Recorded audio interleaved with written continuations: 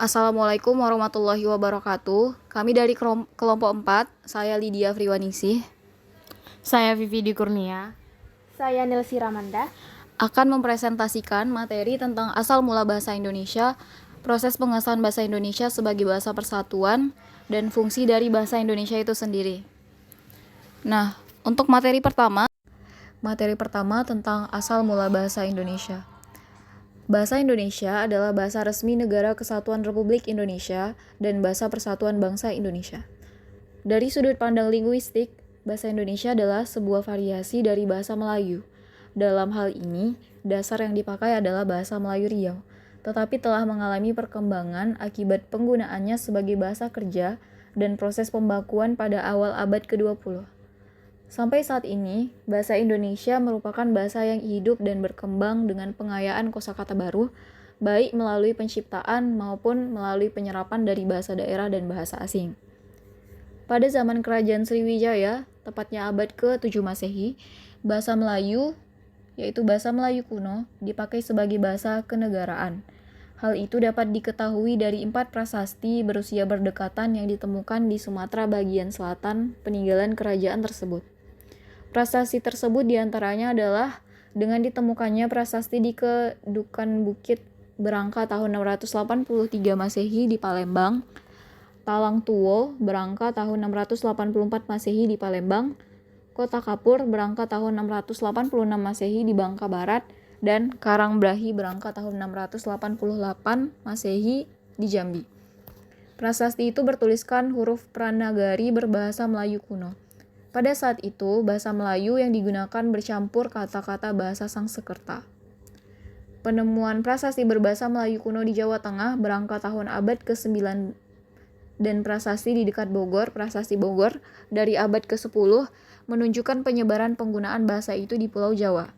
Penemuan kepingan tembaga Laguna di dekat Manila, Pulau Luzon, berangka tahun 900 Masehi juga menunjukkan keterkaitan wilayah tersebut dengan Sriwijaya. Pada abad ke-15, berkembang bentuk yang dianggap sebagai bentuk resmi bahasa Melayu karena dipakai oleh Kesultanan Malaka, yang kelak disebut sebagai bahasa Melayu Tinggi. Penggunaannya terbatas di kalangan keluarga kerajaan di sekitar Sumatera, Jawa, dan Semenanjung Malaya. Kemudian, Malaka merupakan tempat bertemunya para nelayan dari berbagai negara dan mereka membuat sebuah kota serta mengembangkan bahasa mereka sendiri dengan mengambil kata-kata yang terbaik dari bahasa di sekitar daerah tersebut. Kota Malaka, yang posisinya sangat menguntungkan dan strategis, menjadi bandar utama di kawasan Asia Tenggara. Bahasa Melayu menjadi bahasa yang paling sopan dan paling tepat di kawasan Timur Jauh. Ejaan resmi bahasa Melayu pertama kali disusun oleh C.H.A. van Ophuijsen yang dibantu oleh Muhammad Taib Sultan Ibrahim dan Nawawi Sultan Makmur yang dimuat dalam kitab Logat Melayu pada tahun 1801. Proses pengesahan bahasa Indonesia sebagai bahasa persatuan. Pada zaman penjajahan Belanda pada awal abad ke-20, pemerintah kolonial Hindia Belanda melihat pegawai pribumi memiliki kemampuan memahami bahasa Belanda yang sangat rendah. Hal itu yang menyebabkan pemerintah kolonial Belanda ingin menggunakan bahasa Melayu untuk mempermudah komunikasi, yakni dengan patokan bahasa Melayu tinggi yang sudah mempunyai kitab-kitab rujukan. Sarjana Belanda mulai membuat standarisasi bahasa. Mereka mulai menyebarkan bahasa Melayu yang mengadopsi ejaan Van Ophuijsen dari kitab Logat Melayu. Penyebaran bahasa Melayu secara lebih luas dengan dibentuknya Komisi Orde Vollectuur atau Komisi Bacaan Rakyat pada tahun 1908. Pada tahun 1917, namanya diganti menjadi Balai Pustaka. Badan penerbit ini menerbitkan novel-novel seperti Siti Nurbaya dan Salah Asuhan, buku-buku penuntun bercocok tanam, penuntun memelihara kesehatan yang membantu menyebarkan bahasa Melayu di kalangan masyarakat luas. Pada 16 Juni 1927, saat sidang Volksraad atau Rapat Dewan Rakyat, Jahja Datuk Kadjo pertama kalinya menggunakan bahasa Indonesia dalam pidatonya. Disinilah bahasa Indonesia mulai berkembang. Pada 28 Oktober 1928, Muhammad Yamin mengusulkan bahasa Melayu sebagai bahasa nasional dalam pidatonya pada Kongres Nasional kedua. Bahasa Indonesia secara resmi diakui sebagai bahasa persatuan bangsa pada saat Sumpah Pemuda. Ejaan merupakan keseluruhan aturan atau tata cara tuntut menulis suatu bahasa, baik yang menyangkut lambang bunyi, penulisan kata, penulisan kalimat, maupun penggunaan tanda baca. Ejaan bahasa Indonesia mengalami beberapa kali perubahan. Perubahan-perubahan yang terjadi mempunyai tujuan untuk penyempurnaan. Setelah diresmikannya bahasa Melayu oleh Van Ohusen, yang kemudian berkembang menjadi bahasa Indonesia hingga ditetapkan sebagai bahasa persatuan, muncul eja-ejaan baru, ini sebagai berikut. A. Ejaan Republik merupakan hasil penyederhanaan ejaan Van Ophusen. Ejaan Republik mulai berlaku pada 19 Maret 1947. B. Ejaan pembaharuan. Ejaan pembaharuan merupakan suatu ejaan yang direncanakan untuk memperbarui ejaan Republik. Penyusun ejaan ini dilakukan oleh Panitia Pembaruan Ejaan Bahasa Indonesia. Konsep ejaan pembaruan yang telah berhasil disusun itu dikenal dengan sebuah nama yang diambil dari dua nama tokoh yang pernah mengetuai panitia ejaan itu. Dalam hal ini Profesor Prijono dan E. Katopa.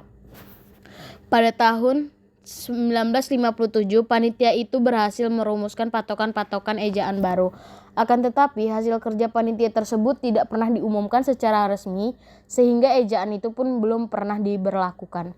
C. Ejaan Melindo.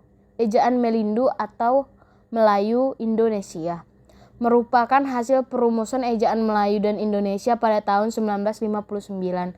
Perumusan ejaan Melindo ini diawali dengan diselenggarakannya Kongres Bahasa Indonesia yang kedua pada tahun 1945.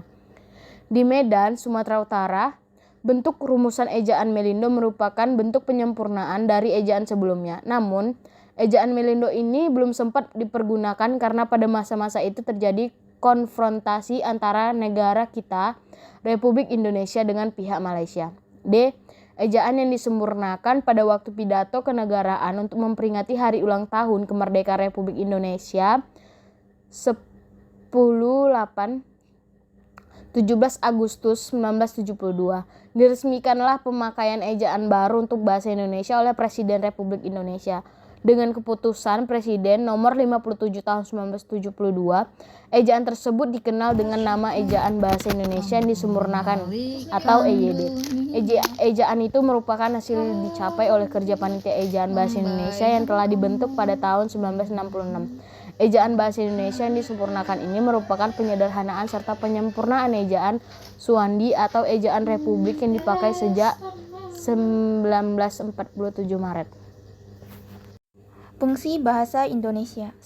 Yang pertama yaitu lambang kebanggaan kebangsaan. Fungsi bahasa Indonesia sebagai lambang kebanggaan kebangsaan adalah bahasa Indonesia mencerminkan nilai-nilai sosial budaya yang mendasari rasa kebangsaan. Yang kedua, lambang identitas nasional. Fungsi bahasa Indonesia sebagai identitas nasional adalah yang mengarah pada penghargaan terhadap bahasa Indonesia selain bendera dan lambang negara. Di dalam fungsinya, bahasa Indonesia tentulah harus memiliki identitasnya sendiri sehingga serasi dengan lambang kebangsaan yang lain. Yang ketiga, alat perhubungan antar warga, antar daerah, antar budaya. Bahasa Indonesia memiliki peranan yang vital di masyarakat umum dan nasional. Berkat adanya bahasa Indonesia, masyarakat dapat berhubungan satu dengan yang lain sedemikian rupa sehingga kesalahpahaman sebagai akibat perbedaan latar belakang sosial, budaya, dan bahasa tidak perlu dikhawatirkan. Yang keempat, alat pemersatu suku budaya dan bahasanya. Bahasa Indonesia sebagai alat pemersatu suku, budaya, dan bahasa maksudnya adalah bahwa bahasa Indonesia memungkinkan keserasian di antar suku-suku, budaya, dan bahasa di Nusantara, tanpa harus menghilangkan identitas kesukuan dan kesetiaan kepada nilai-nilai sosial budaya serta latar belakang bahasa daerah yang bersangkutan. Fungsi bahasa Indonesia sebagai bahasa negara. 1. Bahasa resmi kenegaraan. 2. Bahasa pengantar dalam pendidikan. 3. Alat penghubung pada tingkat nasional. 4. Alat pengembangan kebudayaan, pengetahuan, dan ilmu teknologi. Itulah beberapa fungsi dari bahasa Indonesia. Demikianlah presentasi dari kelompok kami. Terima kasih atas segala perhatian. Mohon maaf apabila ada kesalahan. Assalamualaikum warahmatullahi wabarakatuh.